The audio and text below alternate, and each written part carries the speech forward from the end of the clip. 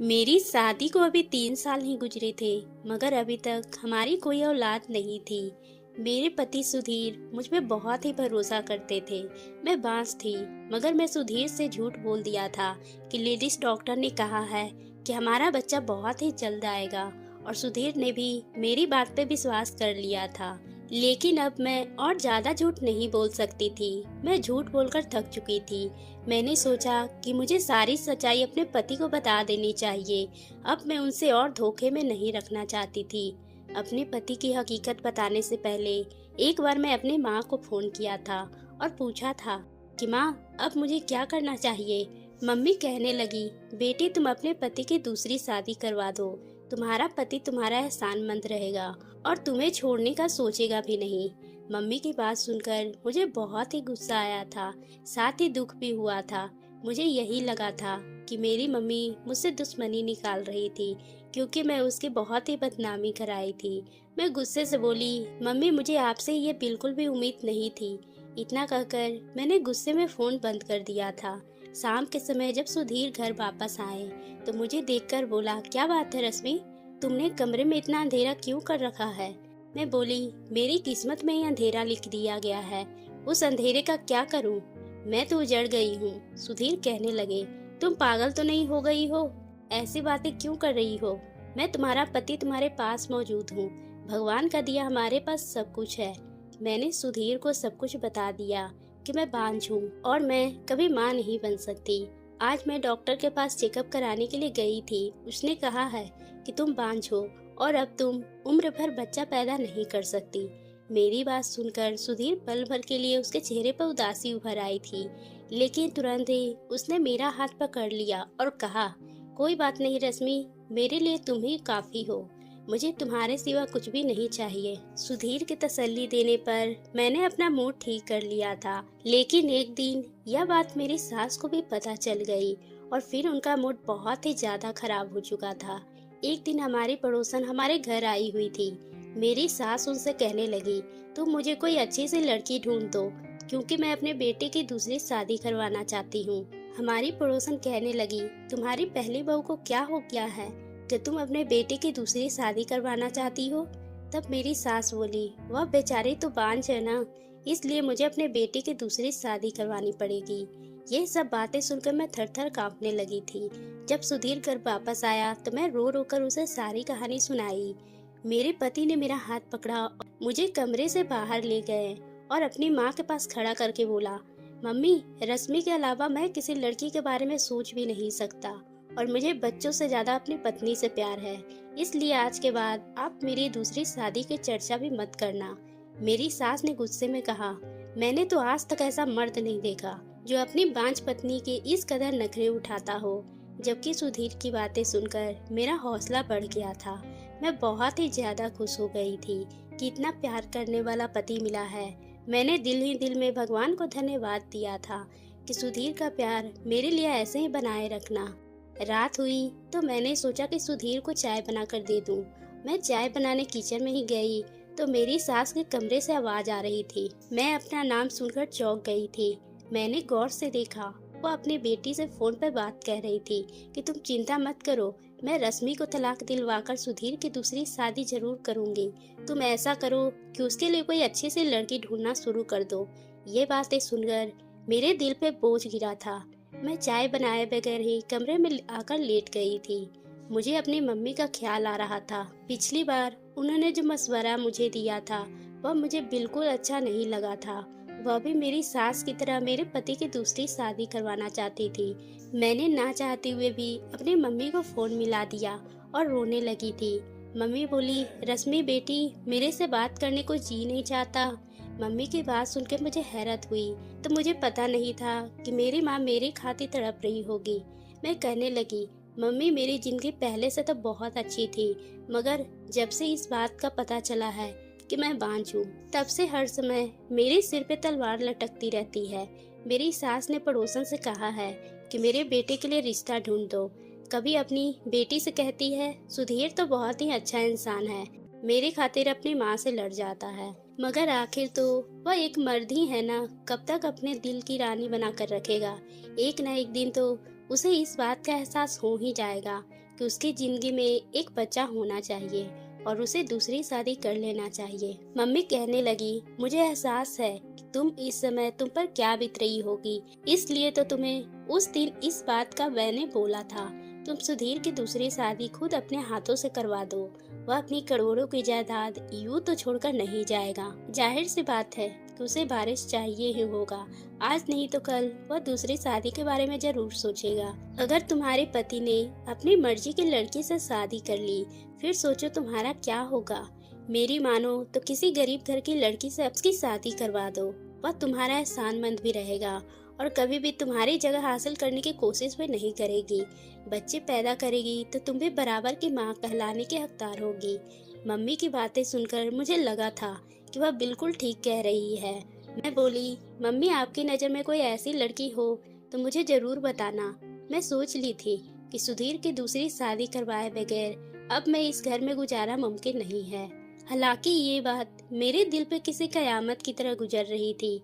मैं खुद अपने ही हाथों से अपने पति की शादी करवा रही थी, लेकिन ये मेरी मजबूरी थी और मुझे सुधीर पर विश्वास था कि सुधीर का प्यार मेरे लिए कभी भी कम नहीं होगा और इसलिए मैं घर वालों से चोरी छुपे सुधीर के लिए लड़की ढूंढने लगी थी। मैं गांव की रहने वाली थी। गांव के चौधरी की इकलौती बेटी थी। मेरे माता पिता और भाई मुझ पे जान छिड़कते थे। मेरी जिंदगी बहुत ही खूबसूरत थी। मेरा रिश्ता बचपन में ही मेरे पापा के दोस्त के बेटे से तय कर दी गई थी। हम लोग एक ही साथ खेलते थे। मेरा जिस लड़के के साथ शादी तय हुई थी वह बड़ा होकर आवारा लड़कों की तरह दिन भर खेल कूद में लगा रहता था। न उसे पढ़ाई की फिक्र थी और न ही हमारे शादी के बाद के भविष्य की। मुझे उसे इस तरह आवारा घूमते देखकर मुझे बहुत ही गुस्सा आता था। मैं वैसे लड़के को बिल्कुल भी पसंद नहीं करती थी। तभी एक दिन अमन मेरे पास आया और उसके हाथों में कांच की चूड़ियां थी और मेरे सामने लाकर दिया। मैंने गुस्से से उसकी सारी चूड़ियों को अपने पैरों तले तोड़ दी। यह देखकर उसकी आंखों में आंसू आ गए थे और वह वापस अपने घर चला गया था। पर मुझे कोई भी फर्क नहीं पड़ा था क्योंकि मैं उसे बिल्कुल भी पसंद नहीं करती थी। इसी तरह से दिन गुजर रहे थे। एक दिन मेरे बड़े भाई के गांव में कारखाने बनने की एप्लीकेशन दी गई थी। उन्हीं दिनों एक टीम गांव में आई थी और जमीन वगैरह का परीक्षण कर रही थी और फिर गांव में एक बहुत ही बड़े से कारखाने की बुनियाद डाली गई थी। वहां सब लोग पापा के डेरे में ही ठहरे थे। कुछ दिन के बाद टीम वापस चली गई थी, मगर एक इंसान ऐसा था जो वापस नहीं किया था और उसका नाम सुधीर था। उसे गांव की हवा बहुत ही अच्छी लगी थी, इसलिए उसने पापा से अनुमति लेकर कुछ दिन यहीं रहने का इरादा कर लिया था। एक दिन मैं अपनी सहेलियों के साथ निकली तो मेरी नज़र सुधीर पे पड़ी थी। पहली ही नज़र में सुधीर मुझे पसंद आ गया था। सुधीर की आंखों में चमक बता रही थी कि मैं भी उसे पसंद आ गई हूँ। और फिर अगली बार सुधीर से खुद ही मिलने चली गई थी। वह मुझे देखकर मुस्कुरा दिया था और कहने लगा, मुझे भी आपका इंतजार था। उसने मुझे अपना मोबाइल नंबर दिया था। मैंने मम्मी के फ़ोन से उसे फ़ोन किया था और हम दोनों की मोहब्बत आगे बढ़ने लगी थी।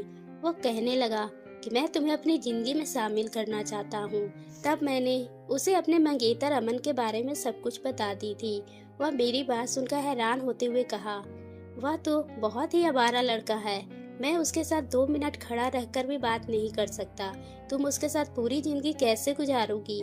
मैंने सुधीर से कहा कि तुम अपना रिश्ता लेकर मेरे घर आओ। हो सकता है मेरे माता पिता को मुझ पे तरस आ जाए।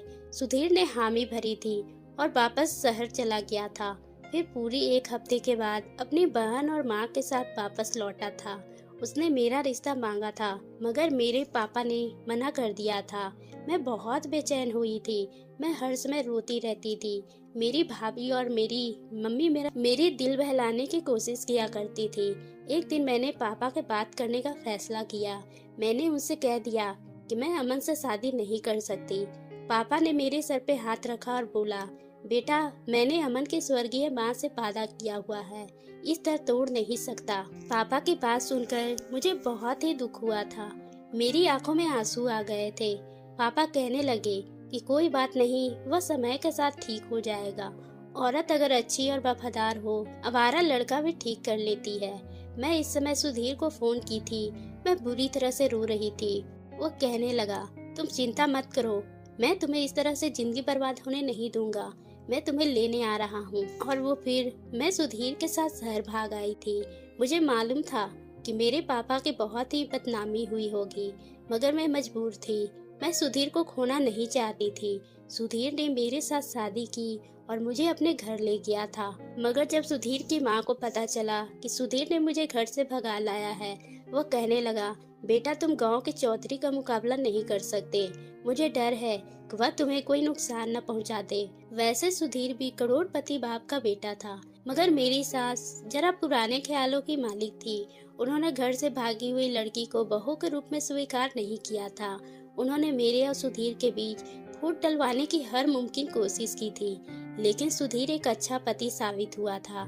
जिंदगी के हर मोड़ पर उसने मुझे इज्जत दी थी। यह भी भगवान की कृपा थी कि पापा और मेरे भाइयों ने मेरा पीछा नहीं किया था, नहीं तो मेरी जिंदगी तकलीफ बन जाती। मुझे यही ख्याल आता था कि मेरे साथ ये सब मेरे बाप की बददुआओं का नतीजा तो नहीं।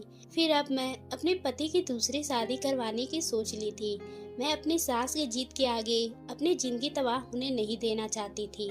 इसलिए मैंने अपनी सास से चोरी छुपे मोहल्ले की एक औरत को कुछ पैसे के बदले अपने साथ में ले लिया था।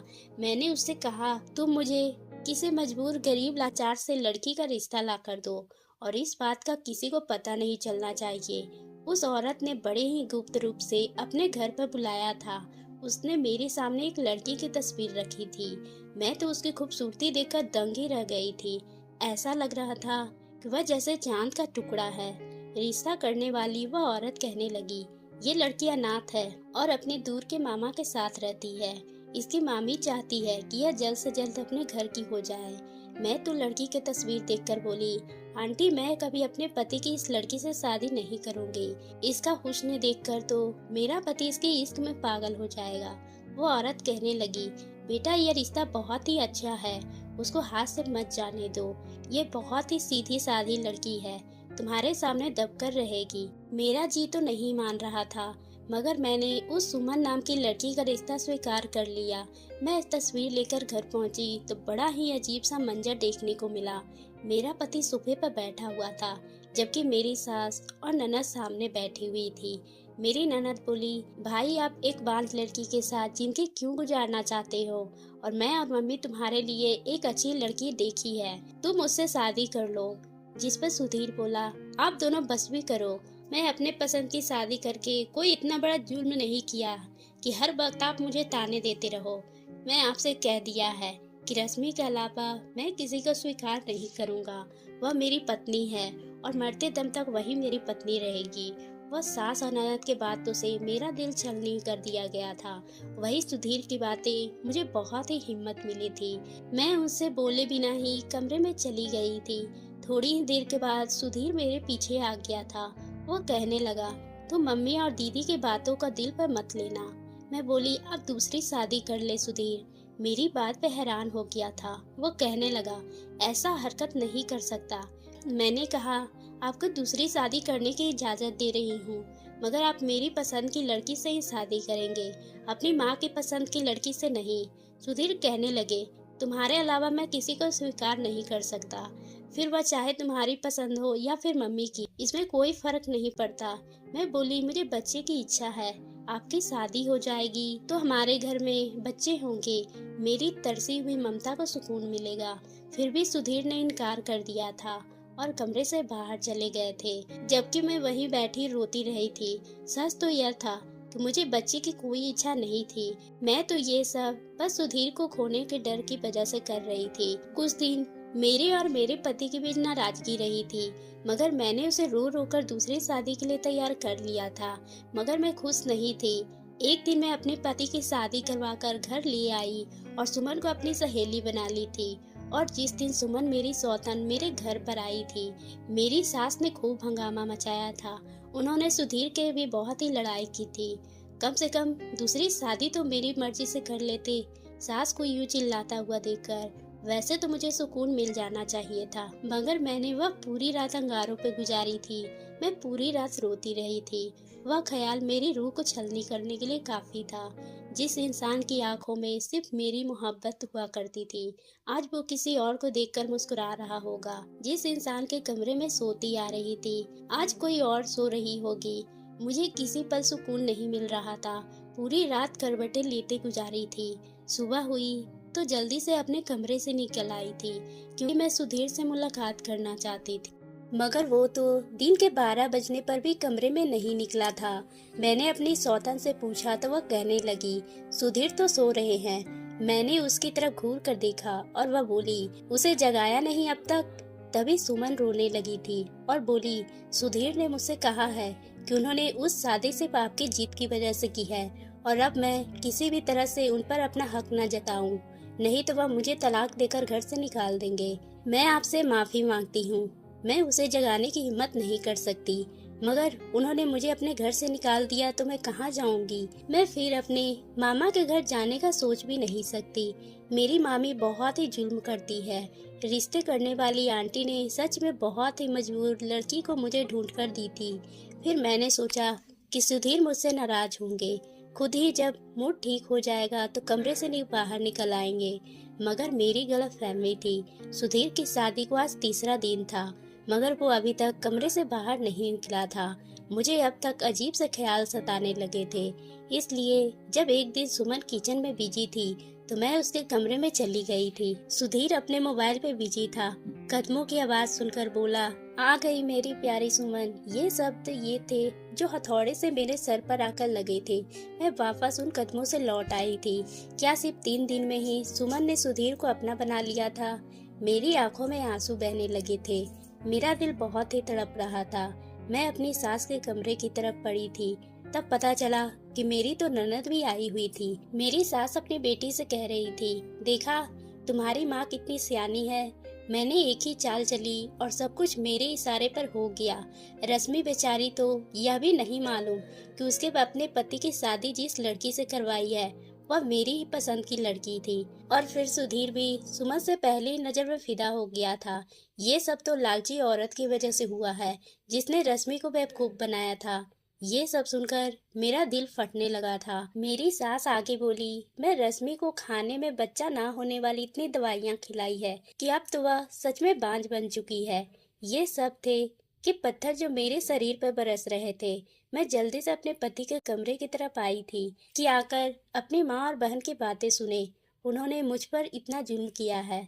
जब मैं सुधीर के कमरे की तरफ गई तो सुमन से कह रहा था, सुमन मैंने जज्बात में आकर बहुत ही गलत फैसला कर लिया था। जब मैं रश्मि को भगाकर लाया था तो शादी के कुछ ही समय बाद मुझे अपनी गलती का एहसास होने लगा था, मगर तब तक बहुत ही देर हो चुकी थी। रश्मि के भाइयों का पता चल चुका था कि वह मेरे साथ आई है, इसलिए वह मुझे फोन करके धमकाते रहते थे कि हमारी बहन घर से भाग जरूर गई है, मगर वो अकेली नहीं है। अगर तुमने हमारी बहन का ख्याल नहीं रखा तो तुम्हारा अंजाम बहुत ही बुरा होगा। मैं वहाँ रहकर आया था, मुझे पता था कि वह लोग कितने खतरनाक है, इसलिए मैं रश्मि को छोड़ने का सोच भी नहीं सकता था।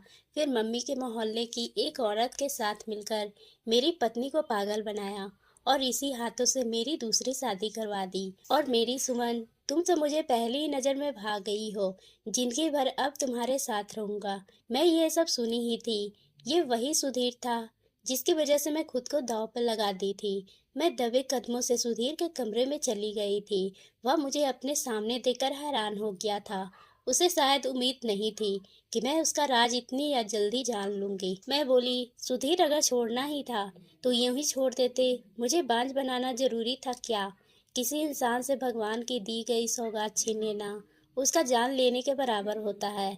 तुम सबने मिलकर मुझे बेमौत मार दिया है। इतना कहकर मैं उसके कमरे से निकल आई थी। वह मेरे पीछे आया था और कमरे का दरवाजा खटखटा रहा था, मगर मैंने दरवाजा नहीं खोला। एक पल के लिए तो मैं सुधीर को दूसरी शादी के साजिश के करने में उसे जेल भेजना चाही, लेकिन मैं उसे सच्चा प्यार करती थी और खुद अपने हाथों से उसकी दूसरी शादी करवाई थी। फिर उसी रात मैं सुधीर से अपने घर और उसकी जिंदगी से हमेशा के लिए निकल आई थी। मैं अब एक अनाथ आश्रम में रहने लगी। मैं सुधीर से अभी तक तलाक नहीं ली थी, क्योंकि अब मुझे किसी भी मर्द पे विश्वास नहीं था। तो फिर तलाक लेने का क्या फ़ायदा। मैं मम्मी से फ़ोन पर बात कर लिया करती हूँ। वह मुझसे मिलने भी आ जाती है। वह मुझे घर ले जाना चाहती है, मगर मुझ में इतनी हिम्मत नहीं कि मैं अपने भाइयों और बाप का सामना कर सकूं। एक दिन अपनी किस्मत पर बैठी आंसू बहा रही थी। तभी बाहर बैठा गार्ड मेरे पास आया था। उसके हाथ में एक लिफाफा था। मुझे देखता हुआ कहने लगा, मैडम जी, ये खत। उस लिफाफे पे नजर पड़ते ही मुझे ख्याल सुधीर का आया था और इस ख्याल के साथ ही बेतहासा नफरत मेरे दिल में होने लगी थी। अब तो मुझे सुधीर के नाम से ही नफरत हो गई थी। खुद पर हंसी भी आती थी। कभी मैंने सुधीर के दिलो जान से चाहा था और अपने इस ख्याल को पूरा करने के लिए मैं आगे बढ़ी थी। लेकिन फिर मैंने सोचा, सुधीर मेरे लिए इतना कब से मेहरबान हो सकता है। वह मुझे कोई गिफ्ट भेजे। वह तो अपने सुमन में खोया हुआ है और जो कुछ उसने और उसकी माँ ने मेरे साथ किया, उसके बाद तो मैं सुधीर को किसी बात की उम्मीद भी नहीं कर सकती थी। कुछ सोचकर मैंने वह लिफाफा उस गार्ड से ले लिया और अंदर कमरे में बैठकर वह लिफाफा खोला तो मेरी तो सांस ही थम गई थी, क्योंकि उसमें वही रंग बिरंगी कांच की चूड़ियां थी जो कभी मुझे अमन ने दी थी। उन चूड़ियों को देखते ही अमन का चेहरा मेरी आंखों के सामने घूम गया था। यह चूड़ियां मुझे अमन ने भेजी थी। मैं फौरन दरवाजे की तरफ भागी थी और गार्ड से पूछा, ये चूड़ियां तुम्हें किसने दी है? तो उसने बताया, जिस आदमी ने यह चूड़ियां दी थी वह कब का जा चुका है। लेकिन साथ ही उस आदमी ने कहा था कि अगर रश्मि मैडम इन चूड़ियों को तोड़ दे तो इन कांच की चूड़ियों को टुकड़े को संभाल कर रख लेना और मुझे वापस दे देना। ये टूटी हुई कांच की चूड़ियों के टुकड़े मेरी पूरी जिंदगी के पूंजी है। अमन अचानक ही मेरे लब फड़फड़ाए थे। मेरी आंखों से बेतहा आंसू बह रहे थे।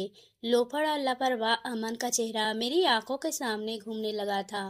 क्या अमन को मैं अभी तक याद थी? क्या अमन अभी मुझसे मोहब्बत करता है? लेकिन अब मैं किसी पर विश्वास नहीं कर सकती थी। मैं कांच की चूड़ियों को हाथ में ही था वापस अपने कमरे में आ गई थी और अगले ही दिन जब मेरी माँ मुझसे मिलने आई तो मैं अमन के बारे में पूछा था और अमन के बारे में जो कहानी मुझे मेरी माँ ने सुनाई, मेरा दिल तड़प उठा था। मेरी माँ ने बताया कि जिस दिन तुम सुधीर के साथ घर से भाग गई थी उस दिन अमन बहुत रोया था। उसके आंसू से पूरा गांव अपना दिल थाम के रह गया था। वह तुम्हें पुकार रहा था। मुझे याद आया कि अमन मुझे राधा ही पुकारता था। माँ ने बताया कि तुम्हारे जाने के बाद वो एकदम से बदल गया था। उसने अपने बाप की सारी जमीन को बेचकर गांव में एक स्कूल खुलवाया था। उसे लगता था कि तुम उसे अनपढ़ होने की वजह से छोड़ गई हो, इसलिए स्कूल में टीचर रखकर उसने गांव के बच्चों को फ्री में पढ़ाना शुरू कर दिया था। साथ साथ शहर में अपना बिजनेस भी खड़ा किया था, जो कि धीरे धीरे तरक्की करता गया।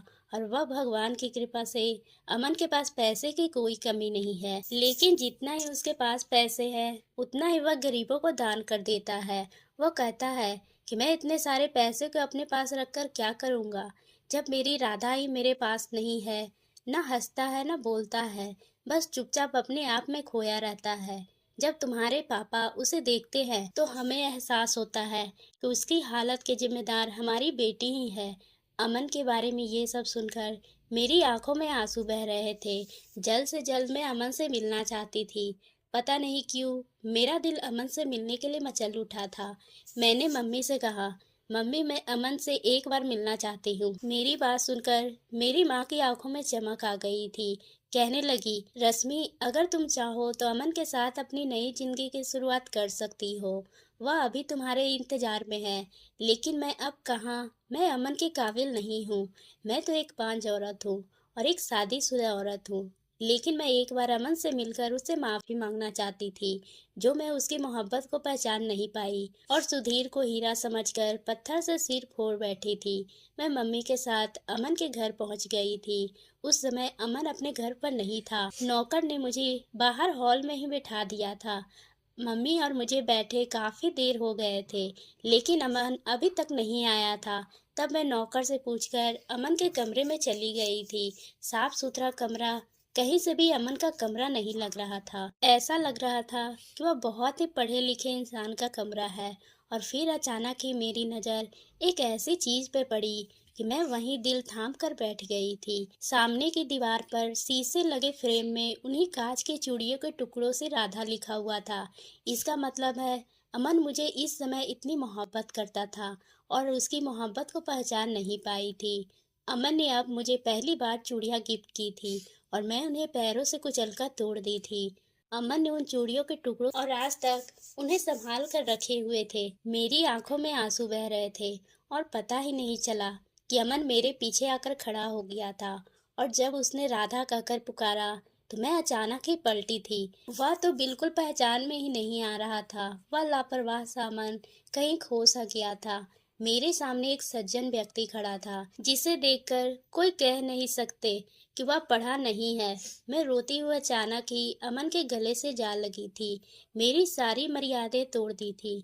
मैं ये भूल गई थी कि मैं शादीशुदा हूँ और अमन से मेरा कोई संबंध नहीं। अमन बहुत ही देर तक यूं ही खड़ा रहा और अमन के सीने से लगी मेरे मुंह से बस यही शब्द निकल रहे थे कि अमन मुझे माफ कर दो, मैं तुम्हारा दिल दुखाया। शायद इसीलिए भगवान ने मुझे इतनी बड़ी सजा दी है। कुछ देर के बाद अमन ने मेरे सिर से अपना हाथ रखा था। उसने कहा, राधा, मैं तुम्हें कभी कसूर ठहराया ही नहीं था।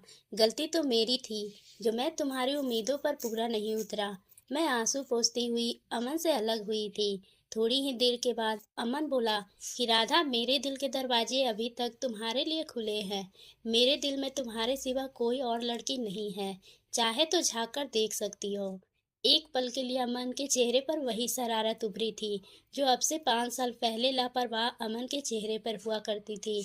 मैंने रोते हुए कहा, अमन, अब मैं तुम्हारी मोहब्बत के काबिल नहीं हूँ। मैं सुधीर की पत्नी और एक बांझ औरत हूँ। जिस पे अमन ने कहा था कि राधा, तुम मेरे लिए अब से वही 5 साल पहले वाली राधा हो जिससे मैं बेतहाशा मोहब्बत करता हूँ और आज ही उतनी ही मोहब्बत करता हूँ। मुझे कोई फर्क नहीं पड़ता कि तुम शादीशुदा हो। लेकिन मैं इतना खुदगर्ज नहीं हो सकती थी कि अमन के जिंदगी में रोशनी भरने के बजाय उसके जिंदगी में अंधेरा भर देती। मैं उसे बच्ची की खुशी नहीं दे सकती और सुधीर ने मुझे जो जख्म दिया था वह अभी ताजा ही था। पता नहीं क्यों मेरा दिल अब किसी मर्द पे विश्वास नहीं कर रहा था। सभी मर्द ऐसे होते हैं। कहीं ऐसा ना हो कि अमन को कल को बच्ची की चाहत होने लगे और वह मुझे नजरें चुरा ले। मैं रोती हुई बाहर भाग आई थी और अपनी मम्मी का हाथ पकड़कर अपने घर वापस आ गई थी। मेरे पापा और मेरे भाइयों ने भी मेरी हालत को देखते हुए मुझे माफ कर दिया था। अगले ही दिन फिर अमन मेरे पास आया था। उसने उदासी भरे शब्दों से कहा था कि राधा, मुझे पता नहीं था कि मेरी मोहब्बत इतनी खोखली है। भगवान ने मुझे दूसरी बार मौका दिया, तब भी तुमने मेरी मोहब्बत को ठुकरा दिया है। अगर आज तुमने मेरी मोहब्बत को नहीं अपनाया तो मैं हमेशा हमेशा के लिए तुम्हारी जिंदगी से चला जाऊंगा। कभी लौटकर तुम्हारे पास नहीं आऊंगा। मैं ये कांच की चूड़ियां तुम्हारे लिए लेकर आया हूँ। अगर तुम्हें मेरी मोहब्बत स्वीकार है तो इसे पहन कर बाहर आना और नहीं तो इन्हें तोड़कर उसके टुकड़े मेरे पास ले आना। यह कहकर वो चूड़ियां मेरे बेड पर रखकर चला गया था। मैं बहुत देर तक उन कांच की चूड़ियों को देखते रही थी। भगवान ने मुझे दूसरा मौका दिया था, एक सच्चे प्यार को पाने का मौका दिया था और अब मैं उस मौके को छोड़ना नहीं चाहती थी। मैंने वो कांच की चूड़ियां उठाई और अपने हाथों में पहन ली थी। जब मैं बाहर निकल कर आई तो अमन मम्मी से बातों में बिजी था। मैंने अपने हाथ पीछे कर रखे थे। मुझे बाहर आते देखकर अमन के चेहरे का रंग बदल गया था। वह शायद यही सोच रहा था कि मैं चूड़ियों के टुकड़े करके लेकर आई हूँ। और जब मैं उसके सामने आकर अपने हाथ सामने किए तो वह खुशी से उछल पड़ा था। उसने मम्मी का भी लिहाज किए बिना मेरे हाथों को चूम लिया था। मम्मी ने खासकर अपनी मौजूदगी का एहसास दिलाया था तो उसने जल्दी से मेरे हाथ को छोड़ दिया था। मैं हंसती हुई अपने कमरे में भाग गई थी। मेरी तरफ से हाँ होते ही शादी की तैयारी शुरू हो गई थी। उधर मेरे भाइयों ने भी अब सुधीर से तलाक लेने के लिए कोर्ट में अर्जी दे दी थी। एक हफ्ते में ही मेरा और सुधीर का तलाक हो गया था और मेरी शादी अमन से हो गई थी। मेरे माँ बाप ने मेरी शादी बहुत ही धूमधाम से की थी। ऐसा लग रहा था कि यह शादी मेरी पहली शादी है। शादी की क्या होती है वह मुझे महसूस हो रही थी। इससे पहले तो मैं सुधीर के साथ बस कोर्ट मैरिज की थी। सुहाग की सेज पर बैठी मैं अमन का इंतजार कर रही थी तो मेरे दिल में कहीं भी सुधीर की परछाई तक भी नहीं थी। बस अमन के नाम से ही दिल धड़क रहा था। और जब अमन कमरे में आया था तो मैं और भी सिमट कर बैठ गई थी। और जब अमन मेरे कानों के पास मुंह ले जाकर मदहोश लहजे में कहा, राधा, मैं तुमसे नहीं कहा था कि राधा सिर्फ कृष्ण की है, बाकी तो सब गोपियां हैं। मैं तो शर्मा कर अपना सिर अमन के सीने से छुपा ली थी। अमन के साथ जिंदगी इतनी हसीन हो जाएगी कभी सोचा नहीं था। अमन की मोहब्बत के साए में 1 साल गुजर गया था। मैं अमन को अपनी और सुधीर की सारी कहानी सुना दी थी।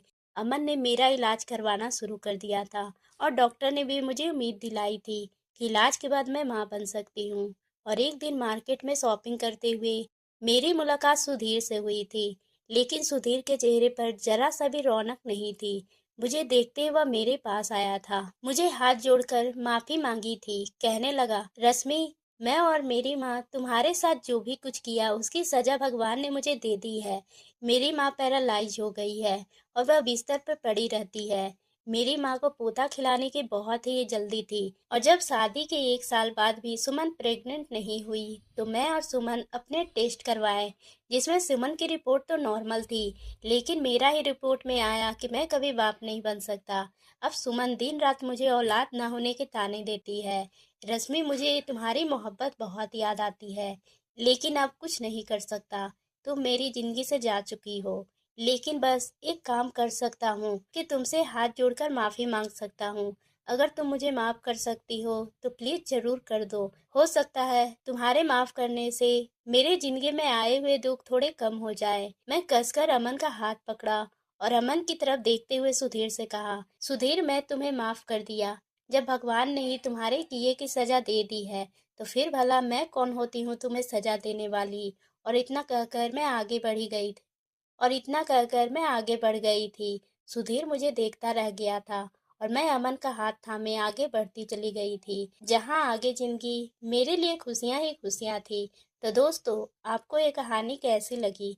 अगर पसंद आई हो तो आप मेरे चैनल को सब्सक्राइब करना ना भूलें और बेल आइकन को भी प्रेस कर लें, ताकि हम आपके लिए इसी तरह की कहानी ला रहे हैं।